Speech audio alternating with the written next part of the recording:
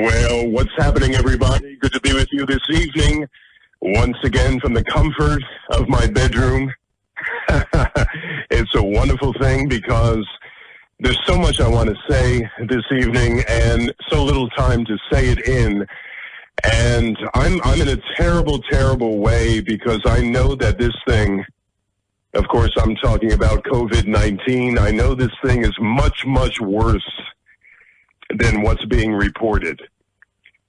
And I just want to swing right into it for a change. Instead of the preliminaries and everything all the platitudes I go through before the program actually begins, I feel that the situation is so dire, it's so severe, it's so out of control, if you will, that there's no time to waste.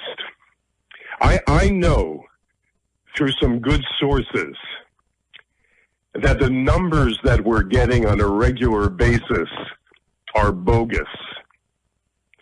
I know that many of these numbers that we are getting is to make us feel good, is to get us through the day and make us feel that there's that proverbial light at the end of the tunnel that we so desperately seek. But as I look at this thing, as positively as a person can look at something, when in my heart, I want this thing to end as quickly as possible. Because as you know, it's taking lives that we didn't think in the beginning, folks, were in jeopardy. We thought it was the elderly, the sick, the immune compromised. We thought a myriad of things that just weren't true. And as we go forward with this horrific ordeal, we have to come to our senses and deal with it. Now, would you rather have somebody here trying to make you feel good? Or would you rather have somebody here that's telling you the truth because you're big boys and girls? Because I assume you can take it. And I assume that you're an adult that wants to do something about it, and you don't want somebody to play games with you. That's not my job. That's not what I'm here for. I'm not here to make you feel good. I'm here to make you see the enormity of what we're facing. Nobody wants to face up to it because it's hard to see people die. It's hard to see people, healthy people, go down. We didn't think that was going to happen in the beginning. We had no idea that was going to happen. I heard the elderly. I heard the sick. I heard those with kidney failure, or on dialysis or heart failure or something like that. Those were the people that died. Those were the folks that died from this insidious virus at the outset, or so we thought. But we learn differently. And that's the case many times with something like this. That is the case. Because we just don't want to face up. Some are incapable of facing up. And I understand that sentiment. But that sentiment could get you killed. That sentiment could get you killed if you still hang out in crowds. If you still insist to go to the park and hang out with your friends and be in close proximity to others. This could get you killed, folks. I can't put it any plainer. Because right now I would assume, this is my figure, nothing scientific behind it, just me estimating, which you're probably doing right now, so don't look at me with a jaundiced eye. I would assume about 50%, maybe not quite, but close, are carrying this virus right now. Whether they're symptomatic or they're asymptomatic, I think they're carriers. So the guy creeping up on you at the grocery store, the guy who can't keep away from you, can't adhere to the 6-foot rule, he becomes your enemy. He becomes your foe. the guy who's going to get you sick. Are you with me? I can't tell you how many times I had to turn and tell the dodo bird behind me to stay 6 feet back. I do it in this tone. Stay back. 6 feet. I don't want to get sick because of your dumb ass. That's what I have to do. Do I want to be mean? Do I want to be this cantankerous guy walking around with a bug up his ass? I don't want to be that guy. But I'll be damned, folks, if I'm going to get sick because of some idiot that can't keep his distance, can't keep her distance. And as far as these masks go, bogus. You know what a mask is for? So you don't spread the virus. It may help in that category just a bit. It does nothing to keep you from getting sick. Absolutely nothing. It's a ploy to make you feel better. Now, did you ever think that you would ever see the day when the officials would tell you, in Manhattan especially, this made me, when I first found this out, I had to laugh at this because I never thought I'd see the day. They say that we highly suggest that you wear masks. In other words, we have a bunch of people walking around the streets of Manhattan incognito, unrecognizable, anonymous, with these crackpot masks on their faces. Doesn't that strike you funny? They look like a Dr. Kildare, a cross between Dr. Kildare and a bank robber, for God's sakes. I made a joke. I said, the only mask I own is that of Ronald Reagan's face. Do you remember that mask? It was a good one. But I have a good friend of mine who's going to send me a couple of masks. I appreciate that. And you know who you are. Now, the second hour of this program, we're going to talk to a friend of mine, a dear friend of mine, Cindy. And we're going to talk about domestic abuse. Oh, by the way, I forgot to mention, I got the 2-hour time slot that I wanted, so I'll be on the air tonight until 11 o'clock. So you have to hear my dulcet tones until 11 o'clock. We'll have a good time. But again, this is no time to bullshit. You know, I like to bullshit more than anybody likes to bullshit. But this is not a time to bullshit, because we're in trouble, folks. And again, as I mentioned, if you didn't tune in at the top of the program, this thing is more insidious, more severe, more dangerous than they're telling you. Not the opposite. Not the opposite, as the conspiracy theorists will say. Not the opposite. Not that we're not in danger. They're making it up. It's a government takeover of some ridiculous nature. Not that. Not that. The other way. It's worse than we thought. Can you get that through your head? Can I be any more clear in what I'm saying? It's worse than you thought. This is not Orson Welles of the War of the Worlds trying to alarm you. This is a guy who's in New York City trying to warn you, because I care. He's a guy who doesn't care about ratings, doesn't care about popularity, doesn't care about friendship, doesn't care about anything other than to bring you the truth.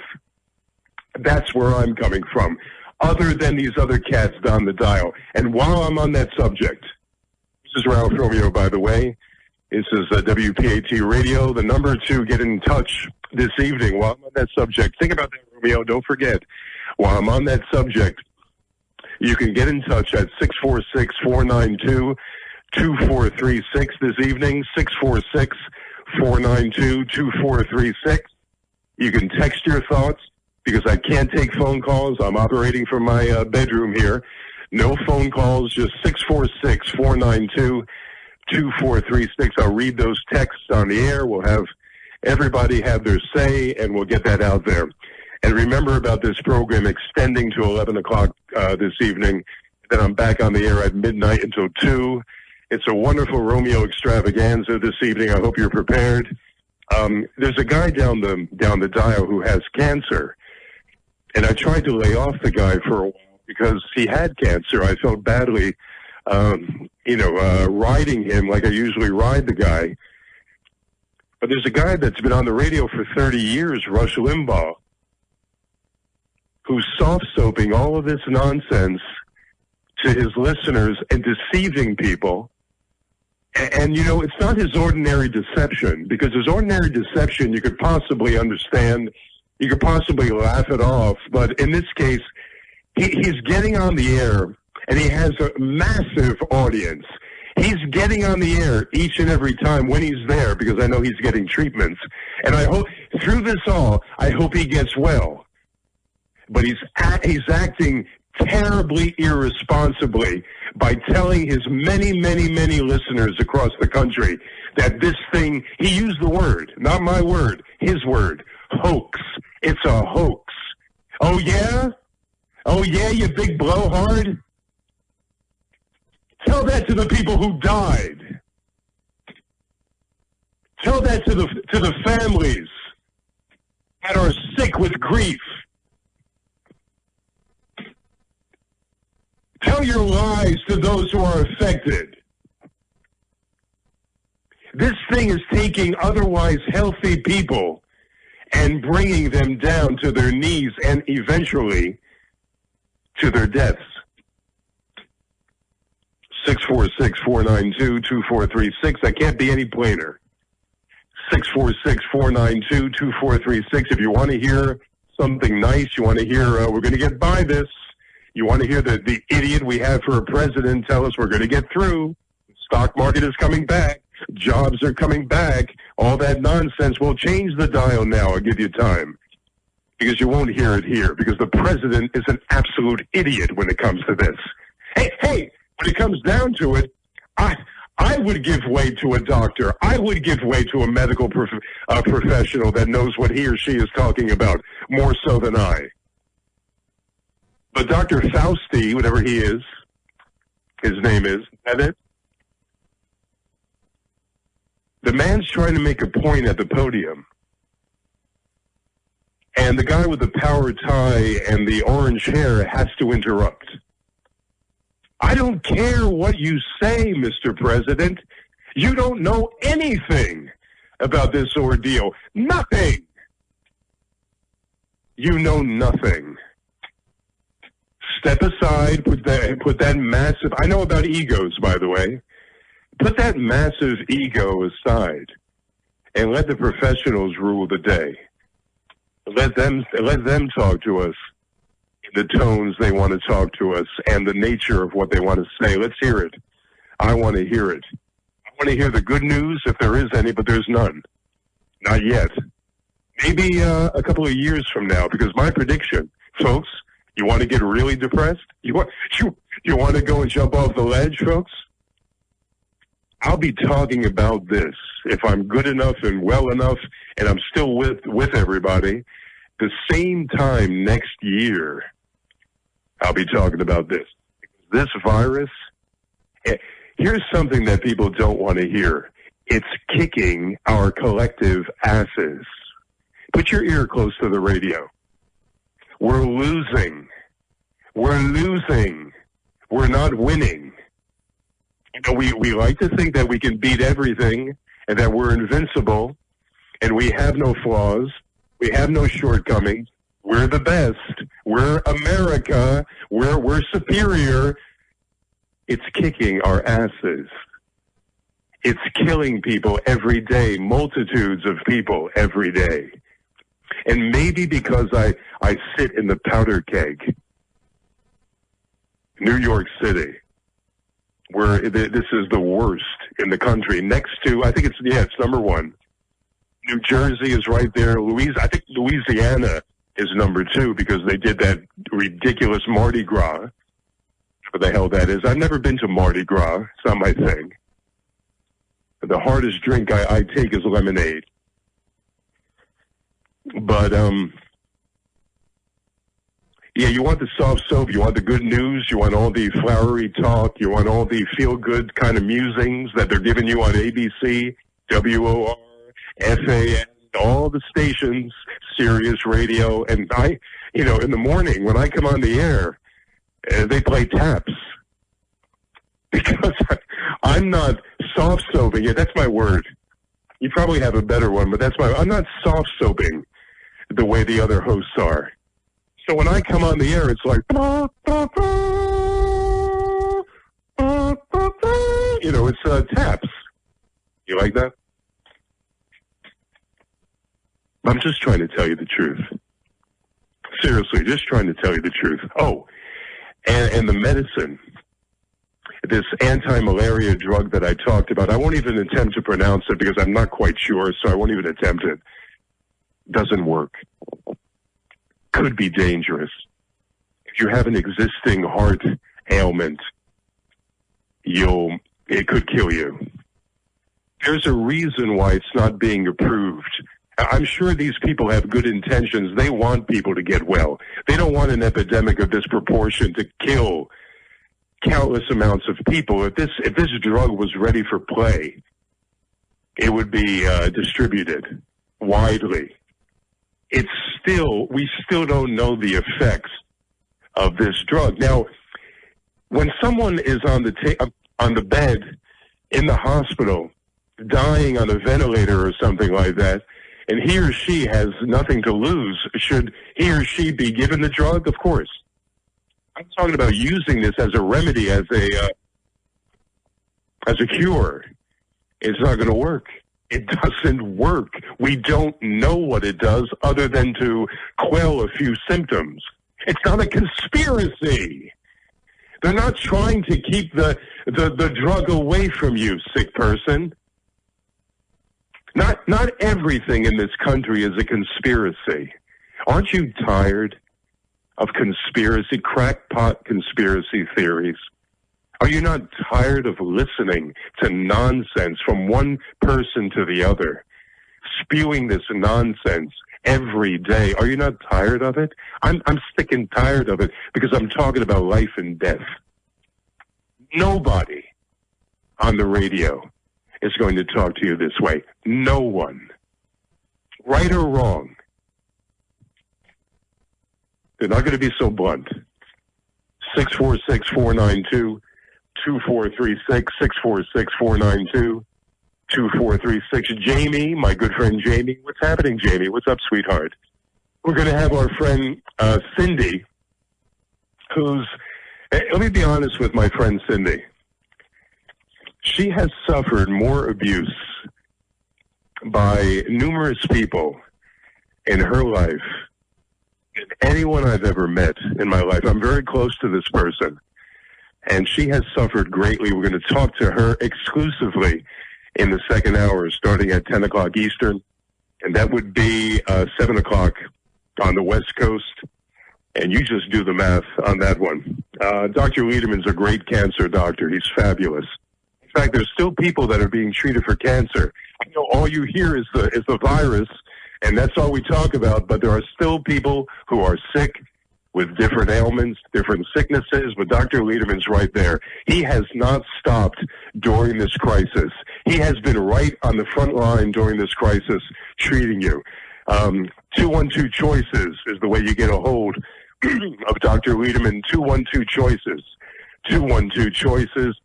And he's right in the heart of Manhattan. It's a beautiful location, 38th and Broadway, and people are still going in there in droves trying to see him because these people are very sick in their own way.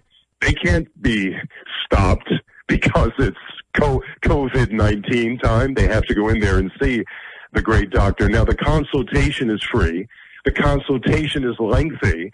The consultation entails everything you've done in the past as far as tests, as different treatments you've had at Sloan Kettering, et cetera, et cetera.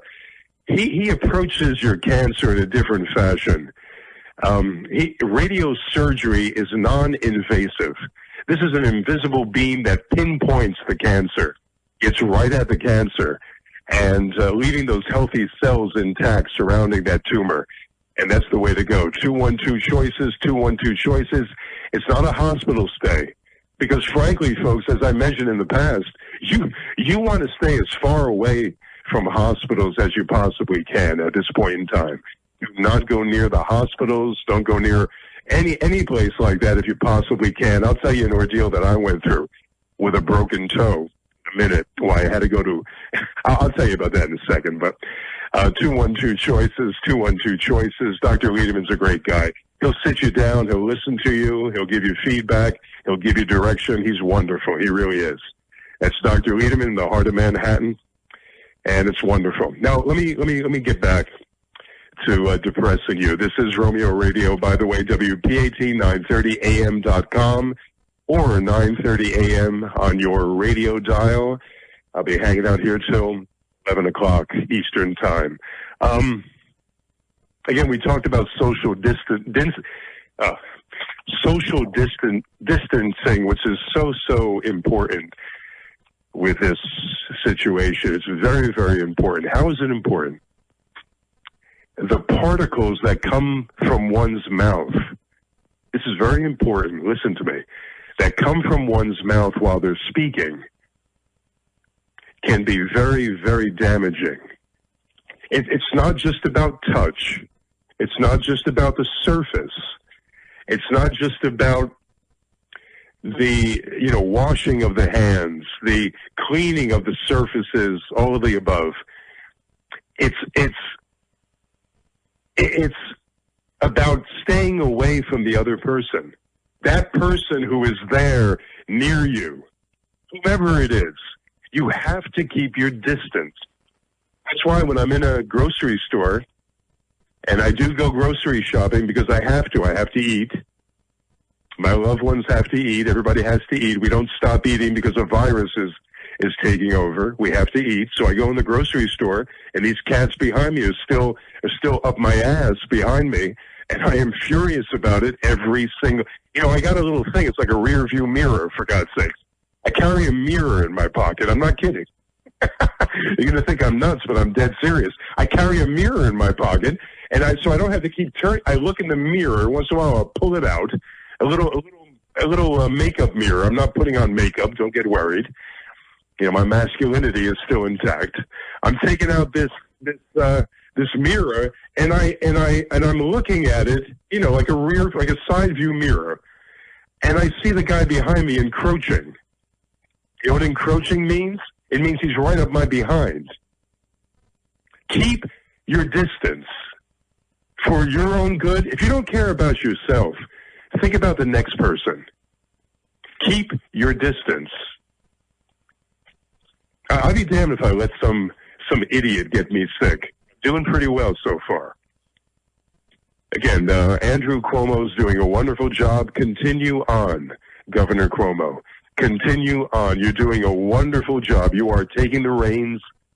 You are out there in the front line. You're doing a wonderful job. He's fabulous during this ordeal. You tell me, folks, who would you prefer? A level-headed Andrew Cuomo, Italian-American Andrew Cuomo, level-headed, forthright, very honest, very clear, very accurate, or the dolt, the complete dolt that we have in the White House? You tell me. I'll wait for your answer. Let's check out some of these texts for this evening. It should be interesting. Let's see what we have at 646-492-2436. Let's see what we have. Well, my friend Gloria is wonderful. By the way, Gloria, we've known each other. We've known each other since 1942. Do you realize that? I'm kidding. About 1979, and it's been fabulous.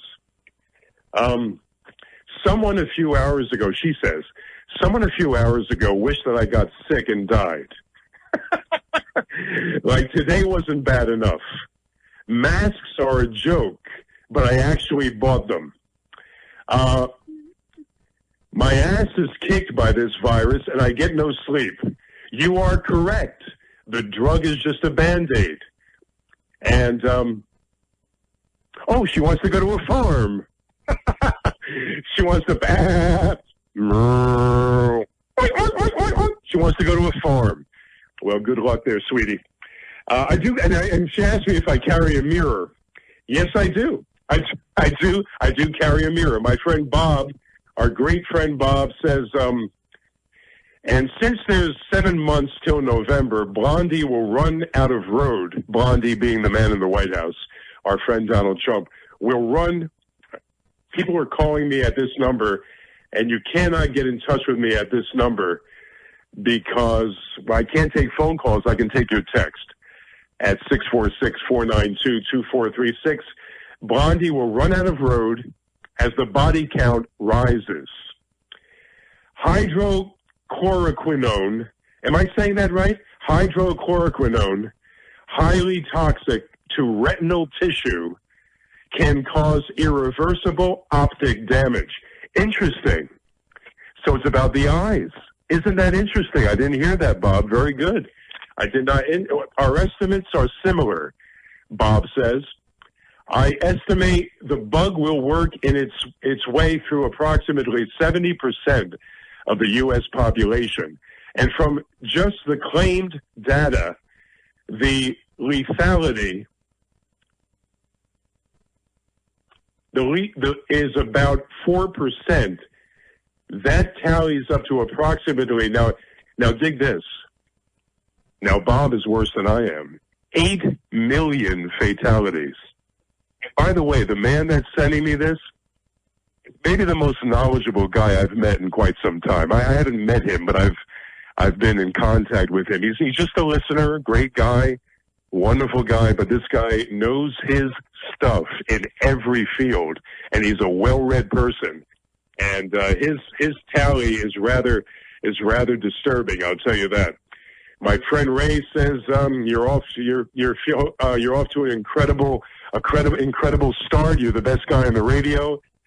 You don't realize the impact you're having. I appreciate that, Ray. I hope so, because I hope everybody's head is not in the sand. I hope everybody realizes what we're dealing with here. I hope everybody gets their head out of the radio when you find out that the host is trying to screw you with this absurd information, when you find out that the host is playing politics with something as serious as your life.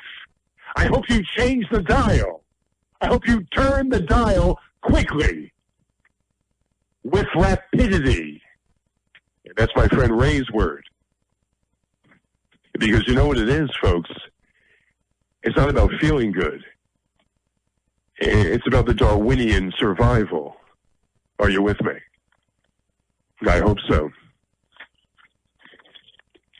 Our friend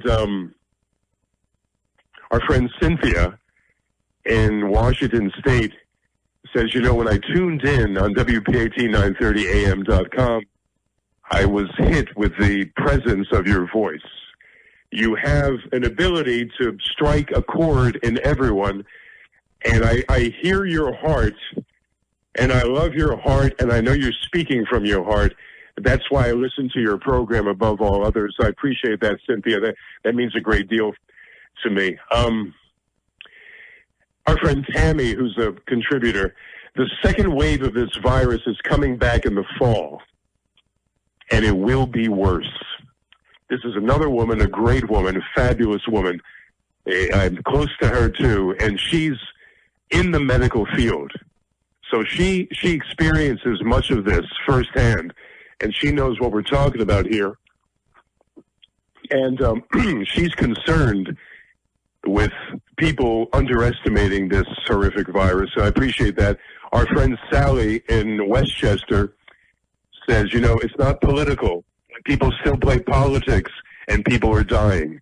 Our friend Jimmy in Brooklyn, I haven't heard from Jimmy in quite some time. I'm not sure if it's the same Jimmy in Brooklyn that we had on the program several times, but our friend Jimmy in Brooklyn says that because of this virus, the world has stopped, but the alternative is much worse. I took it lightly in the beginning. I didn't realize the enormity of this virus. That's my word, enormity. He says something else. I didn't realize the effing strength, he says, of this virus until it got so bad, until I had, I'm sorry to hear this, Jim, until I had 2 people pass away from this virus. You see, that's when it hits home. That's when it hits home. Maybe that's what it took for Jimmy to realize. Personally, I have 3 people that I know that have it. They're not great friends, but they're acquaintances. 2 of these people are deathly sick. The other one is barely showing symptoms. That's the difference with this virus. You can get it. You can show no symptoms. You can go on your merry way. The other person will get it, be compromised, lungs will be attacked immediately, and die. There's a baseball coach that I know through somebody else in not Ridgefield Park, Cliffside Park, New Jersey. 30 years old, folks. 30 years old, passes away, gets the virus on Monday, he's dead by Friday. It's not a doomsday sayer right here, folks. Just a guy who wants to keep you around for a few years. That's all. And in fact, after you listen to this program, go by the guidelines, do what you're supposed to do, if not for yourself, for somebody else, but kind of go about your business and try to forget about it because, frankly, folks, this is the only program you're going to need. This is the place you want to come for the real information.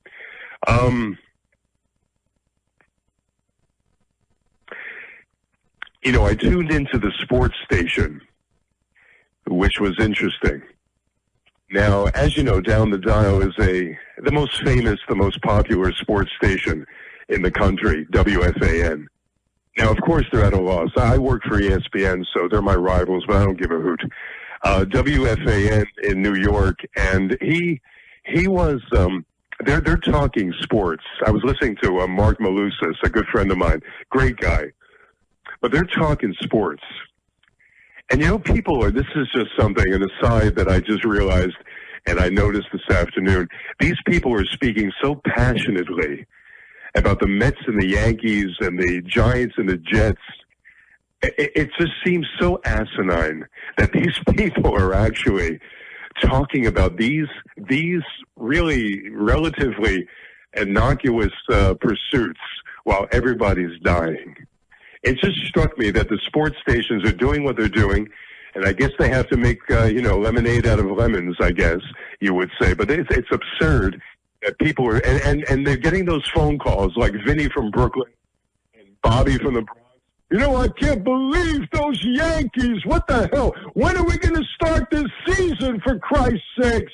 They can't play baseball in November. I can't believe these guys. One of these crackpots get on here.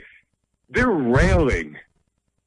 They're talking maniacally about this kind of stuff, folks. They're talking about Mets and Yankees, and people are kicking the bucket. These fools are talking about baseball, chasing a white ball around a field, and their brother and sister are dying. And I know we need a reprieve. I know we need an outlet. We need something else to occupy our minds. I know that. But tell me something. In the throes of this illness, how do you get so worked up about a ball game? Could somebody, maybe I'm missing something. How do you get so worked up about a ball game? Could somebody tell me? Because I'm a little bit slow. 646-492-2436. Text your thoughts. I'll read them again in a few minutes. I will read them. Oh, and we have our friend Jessica, who says, very interesting. Dr. Fauci, is that his name? I'm not doing my job because I don't know how to pronounce his name, but, the guy who's supposed to be the sexiest man in the world. I thought I was. She says that he should supersede the president. When he talks, the president should be quiet, allow him to finish his thought, and then the president should speak. Well, let me tell you, Jess, you are hitting that nail on the head because you are so right. You are so right. You had better believe it. Step aside, Mr. President. Step aside. Lives are in the balance.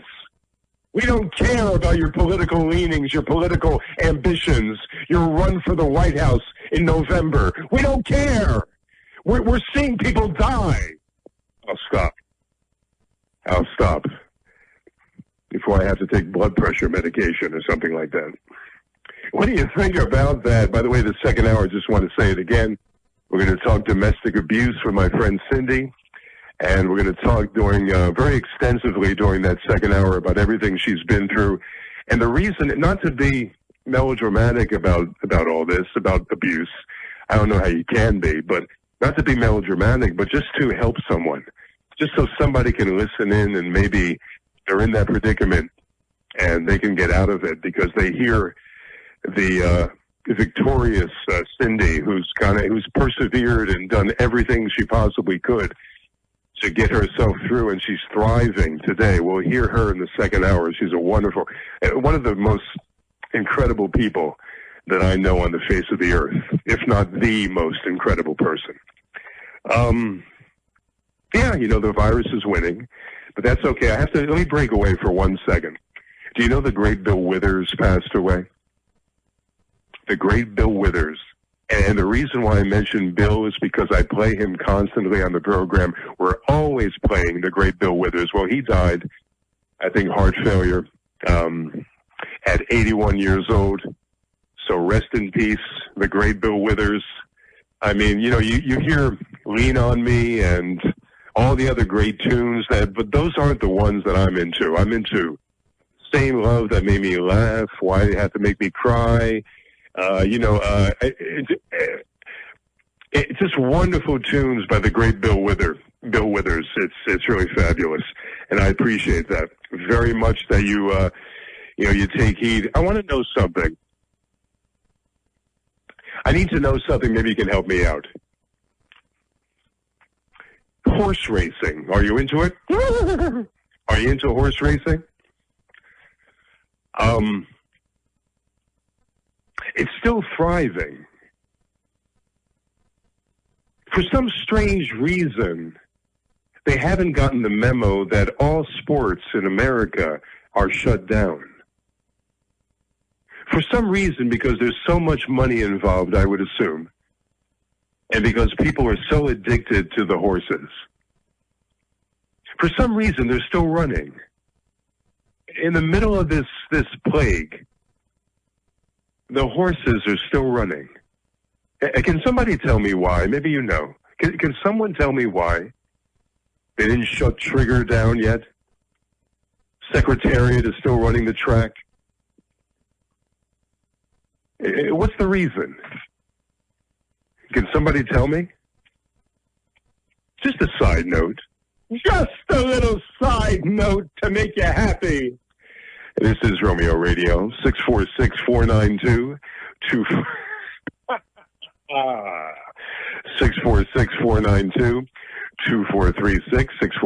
646-492-2436. And by the way, after the programs, I've been taking some great calls because, as you know, I can't take your call. And if you're not a texter, I've been taking your calls after the program. Tonight you're going to have to wait till 11 o'clock, and I'll stay up for an hour leading into my program that's going to be on this station at midnight. I'll stay up for an hour to take your phone calls at 11 o'clock if you don't care to text right now at 646-492-2436, 646-492-2436. Here's a disturbing part that it's going to curl your hair. There are some landlords, and a good friend of mine pointed this out, and you know who you are. I want to keep you out of it. Some landlords that are actually, they're notified about people dying in their buildings from COVID-19, and they're not informing the other tenants in the building. Let me run it by you again. A person falls sick. She dies, expires, leaves the earth. And no one knows about it. They keep it secret, under wraps, just so the landlord can still collect the rent, not have any trouble. It's against the law. You're not supposed to do this. This is an atrocity. And my friend, I spoke to him this afternoon, And we talked about it, and as I'm talking to him about it, because I don't disclose what I'm going to say on the radio, I kind of like to keep it secret until I actually have the program. One of my pet peeves, I said to him, I didn't say to him, but I'm thinking to myself, I've heard of 2 other cases where this is happening. The landlord in the building, and by the way, the landlord lives safely. He lives safely in another area. He's nowhere near the virus, but he's the owner of the building, or perhaps the landlord of the building, whatever he is, the manager of the building, not informing the other people when there has been a death in the complex. Now, I'm talking about buildings where people have to congregate in the hallways. They actually get together in the hallways, and they have not a single building where you can just go into your front door with no one around. These are buildings that you actually have to congregate or maybe socialize in the foyer, in the hallways, that type of thing, where people are in close contact, and the insidious nature of the virus, how easily spread it is. If you don't know that by now, I can't help you because your head's in the sand. These are the buildings that are the most dangerous, and the landlords are getting away with murder. Stop this. We have to stop this. If you're in that predicament, if you're in that situation, you have to open your mouth. You have to be the whistleblower. You have to be that guy who's taking a chance of not making friends, of people hating him, all of the above. You have to go forward and tell somebody. Tell somebody. Because people are dying needlessly, and that's the truth. Let's forget about death for a second. I am melodramatic sometimes. I don't know why I feel that way, because I've mentioned death several times tonight.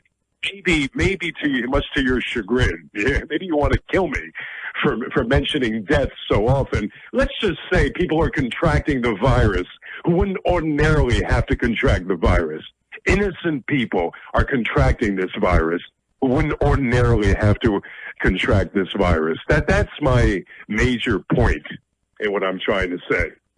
And we got to put a stop to that. I got so much to say.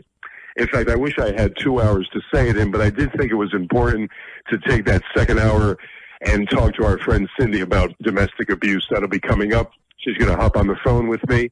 I'm doing this thing makeshift style. I'm in my room on my phone. My friend Dawood is at the shop. He's brave enough to brave this, this climate and come down. He's the only one in the studio right now, and he's at the major control center making this whole thing happen. So I appreciate that, Dawood. And let's give a hand. Can we give a hand? I'll give a hand. I'll put down the phone. I'll actually give them a hand. Can we give a hand to the medical professionals out there? The ones who are on the front line, the ones that are out there. Actually, can you imagine working in a hospital? If you don't, can you imagine working in a hospital right now and actually going to work amidst all the sick people in the hospital right now? Can you imagine the bravery, the courage that one has to have? I think it's a beautiful thing. I salute you. I salute you. If you're doing your job, if you're one of those people that I've met in hospitals that don't do their job, well, you know who you are. But if you're doing your job as well as you possibly can, my goodness, you're much more courageous than I could ever be. I could never match your courage. Let me tell you, if I had to go to a hospital every day to earn my pay, with the way things are right now, I would be petrified. I don't think we give enough credit to these wonderful people.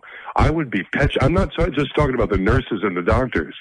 I'm talking about the technicians, the ones. I'm talking about the people that sweep the floor, that clean the rooms in these hospitals. Do you realize how brave you have to be to go to these hospitals these days? I salute them. Much braver. Much braver than yours truly. I'm telling you, much braver. All right, we're getting some Rush Limbaugh fans. How dare you talk about Rush that way? How dare you? You say, here's a few texts. You say not to make it political, but you bring up Rush Limbaugh. And you're making it political, Romeo. You're doing exactly what you said that you weren't going to do. You're making this whole thing political when you said you would not. No, I'm not. No, I'm not. I'm pointing out to the faithful Limbaugh listeners that your guru, your God, is full of S-H-I-T. Get close to the radio. Maybe I didn't say it clearly enough. Your guru, the fat man with the cancer, I hope he gets well. Your guru, your God, your voice of authority on the radio is maybe causing you to be putting yourself in danger because you listen to him. So it's kind of the same thing as when you listen to the president. For some reason, he has carte blanche. He kind of like, you don't think he can do anything wrong. Well, the same feelings for the president applies to our buddy Rush Limbaugh down the dial. That's what I mean. And that's, who is that? Tamara, and one or the other, wherever you want to put that accent. Tamara. Hello, Tamara. I think Tamara, did I ever have a girlfriend named Tamara? I think that's one name I didn't go through in the phone book. I never had a girlfriend named Tamara. I have to work on that.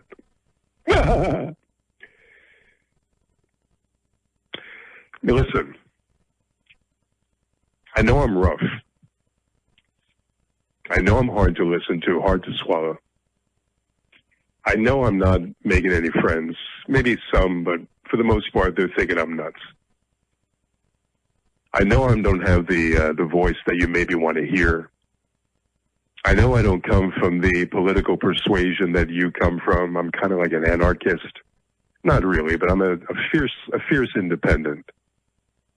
I don't want to start trouble. Yes, I do. But I appreciate those who listen to me, and they actually are starved for another opinion, a different opinion, out of the box. I love that. I really do. And I appreciate you more so than the avid listeners who love me and they always praise me. And I love those people. They're fabulous. My ego would be nothing without those people. But those who actually put aside their political leanings and they actually listen to me with an open mind, those are the people that I'm most in gratitude toward. I mean, it's a beautiful thing if you can do that. And that's the one thing that we can't do in this country anymore. We don't know how to do that in this country anymore. And those who still are capable of doing something like that in this country, it is a wonderful thing, and I appreciate those people so much. 646-492-2436. Our friend Jacqueline, she applauds the doctors. She loves the doctors. Our friend Terry McCall in Staten Island, she says, good job, Romeo. I appreciate that. James, my friend Jimmy, another Jimmy, in Fort Worth, Texas, he says, I don't agree with your stance on guns, but I do agree with mostly everything you say. My friend Aziza, there's some chick out there named Aziza. You got to love it. My friend Aziza says that you're doing a wonderful job. The one thing about you could read the phone book, and I would listen. Now, there's a fan. There's a fan. Aziza! That's another girl that I missed. Aziza! I didn't have a Tamara or an Aziza. What's wrong with you? 646-492-2436. Let me take a drink out of my Poland Spring bottle. Hold on. Once a show. Let me tell you how great this is going to be. Oh, man. Out of a glass bottle, of course. It's orgasmic. Poland Spring. Coming to you straight from Maine. Okay. The numbers, as I started this program, the numbers are skewed. The numbers are there to make you feel good. The idea that we're going to get back to business come June is just not true. The idea that this thing is going to blow over somehow and we're just going to easily fall into place, the economy is going to get back to normal magically, back to normal, is just not true. Everything you can imagine that they're saying to make you feel good is just that, platitudes. Trying desperately to get, see, they think if they talk up the economy that it won't be so bad. They think if they try to make believe that we're not going to get into a horrific depression in a few short months, they think that's a good thing, and they'll somehow stop it with their rhetoric. It doesn't work that way. We're going to go down economically. We've already gone down in so many other ways. And as I mentioned at the top of the program, the virus, folks, the virus is winning. The virus is mutating, and it's winning. What are we going to do about it? We're going to abide by the social distancing. We're going to abide by the lockdown, the isolation. We're going to go about our business like smart human beings. And you know what a virus does? It dissipates. It goes away on its own good time. It doesn't care that you want it to go away. It doesn't care that there's a ball game that you want to go to in August. It doesn't care that you want to see that concert, those screaming, wire-haired rock stars. It doesn't care. It's going to stay with you. It's going to run its course, the very nature of a virus, running its course. And that's what's going to happen. So what you need to do is keep your rear end inside. If you do venture out, you go out to exercise by yourself. You go for your run by yourself. You go to do your push-ups and sit-ups, whatever you do, by yourself. If you must, you go to the food store. And that's the time when you may want to take heed of what I said during the course of the program. You instruct everybody around that food store. If you have to open your big fat mouth, like I just did on the radio for the last hour, you instruct everybody around that food store, keep your distance. If not for the other guy, look out for yourself. Keep your distance. You know, they have tape in some of these stores, and they've made precautionary efforts to quell this thing in these stores. And that's a good thing. But if the guy's not abiding by that, don't sit there like a sitting duck, or stand there like a sitting duck. Can you stand like a sitting duck? Suppose you can, metaphorically. Don't stand there like a sitting duck and let these people walk all over you. Because you got to open your mouth. Because I did it, as I mentioned, it was funny. When I actually said that before, about 45 minutes ago, people laughed, and I got a bunch of responses. I did that. They said, "Did you really do that?" I did. I turned around and I said, "Step back!" Step back! 6 feet! Because, you see, in my mind, I just keep telling myself this over and over again. I don't want to get sick from somebody's idiotic behavior. This fool behind me breathing down my neck is not going to be the reason why I'm going to die. That's the reason I feel. And it gets me furious. But the fury kind of propels me into something better, you know. If I didn't get mad, I wouldn't know what to do, because anger is all part of it. You know, anger is a great antidote to fear. If you're the type that likes to get, that gets afraid, you're petrified all the time, you're a very fearful person, get a little anger up. Get a little mad at the dopes around you. It makes you feel good. It actually beats the fear sometime. Make sure you step into A1 Health Food Store, Passaic, New Jersey. Now, what A1 is doing now in Passaic, New Jersey, the mom and pop store I was telling you about, it's a wonderful place. It's in Passaic Park, New Jersey, in the heart of town. It's a beautiful place. A1 Health Food. What they're doing, they're taking orders. You can call them. They're taking orders, and everything is stocked in the store. And what they're doing is taking orders, and they're meeting you outside. They're not opening the store. The store is open for the employees, or one employee or two. And you're going to A1, and you're meeting their shopkeeper outside of the door, and he will give you your order. Isn't that a beautiful thing at a health food store? I think that's wonderful. You call A1, you order something in Passaic, New Jersey, then you have to go get it, but he just comes out, the proprietor comes out, gives you the merchandise, you go on your merry way, you don't have to go in the store and contact everybody, and that's the way to go. A1 Health Food, Passaic, New Jersey. A wonderful place. Romeo sent you.